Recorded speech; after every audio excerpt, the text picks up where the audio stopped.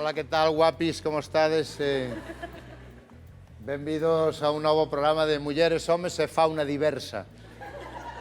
Hoxe, Mulleres, Homes e Fauna Diversa, estamos ca final, estamos aí as chicas, que tal, chicas? Alicia, Yelenia, Gilulia, Yubunia e Pachulia. Parecen todas iguales, pero non son, Dani? Son completamente distintas. Bueno, tú xa tuveche a oportunidade de ter citas cas 5. A quen eliges, Dani? Lucía.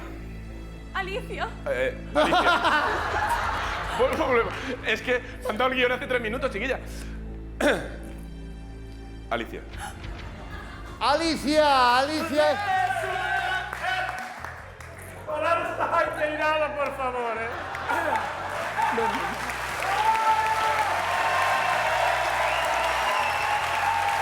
Pararme esta inteirada. ¿Qué? Mamá, ¿qué haces aquí, mamá? Mamá. ¿Cómo mamá? Pero ¿cómo mamá? Tengo una canción preparada. Mamá, tú me diste la vida. Mamá, yo te quiero a ti. Mamá, no.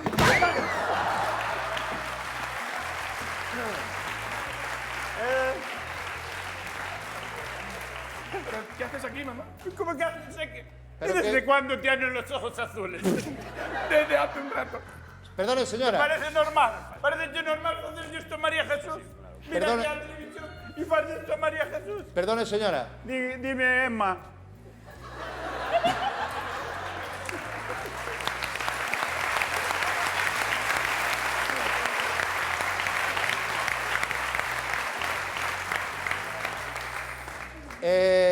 Usted é a nai de Dani.